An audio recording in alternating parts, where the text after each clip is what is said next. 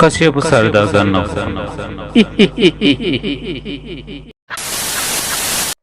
అటు చూడు. ఇప్పటి వరకు ఉన్న నాన్ లోకల్ పొలిటీషియన్లు హైదరాబాద్ నుంచి రావటం, జగనన్న మీద విషం చెమ్మటం, మళ్ళీ వెళ్ళటం, దాంట్లో ఇంకొకరు చేరారు. నేనైతే సూటిగా చెప్పగలను, కాంగ్రెస్కి ఆంధ్రప్రదేశ్లో ఓటు అడిగే అర్హత లేదు. దాంట్లో ఎవరొచ్చి అడిగినా కూడా వాళ్ళకి అర్హత ఉండదు. ఎందుకంటే ఈ రాష్ట్రాన్ని ముక్కలు చెక్కలు చేశారు.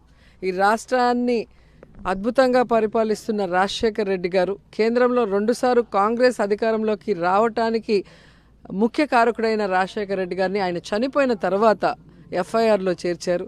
ఆ కుటుంబాన్ని అవమానించారు. ఆ ఆయన కొడుకుని, ముద్దుల బిడ్డ జగన్మోహన్ రెడ్డి గారిని ఎటువంటి తప్పు చేయకుండా ఎన్ని నెలలు జైల్లో పెట్టారో మనం అందరం చూసాం. ఇలా తప్పుల మీద తప్పులు చేసిన కాంగ్రెస్ని ఎవరు క్షమించరు. ఆంధ్రప్రదేశ్లోకి ఎంట్రీ కూడా ఉండదు.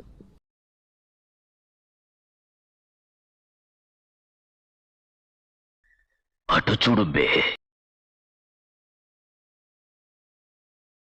22 వార్డులకి నేను ఒక్కటే ఎన్ఎంఎస్ అయ్యాను.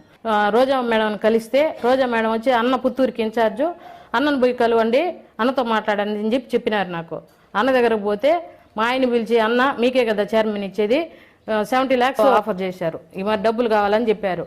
ఏదైనా రిజర్వ్డ్ ఉంది కదా, ఏదైనా 70 లక్షలు అని అడుగుతున్నారు అంటే అదంతా అవదు, 70 లక్షలు ఇచ్చి కావాలి అనేసి అన్న అంత మా దగ్గర లేదనా అనేసి అంటే, సరే 40 అన్నా ఇస్తామన్నా అంటే 40కు ఒప్పుకున్నారు.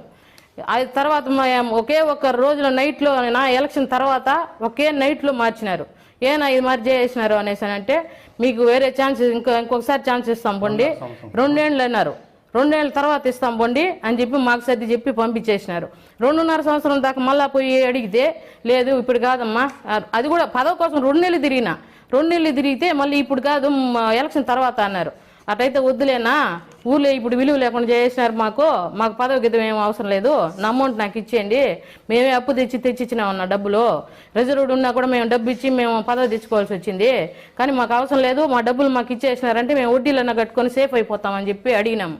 అడిగితే 2 నెలలు టైం అడిగినాడు అన్న. ఇంకొక నెల వెయిట్ చేసినాం, మళ్ళీ 10 రోజులు అన్నాడు. 10 రోజులు వెయిట్ చేసినాం. ఇంక ఇటు కాదని రోజా మేడం మెసేజ్ చేశా, మేడం ఎలాగో పదవి లేదు కదా, మీరు మాకు కనీసం మా డబ్బులన్నా మాకు ఇప్పించేయండి, మేము వడ్డీలు కట్టుకోలేక అవసరపడుతున్నాం మేడం అనేసి అంటే ఆమె రిప్లై లేదు.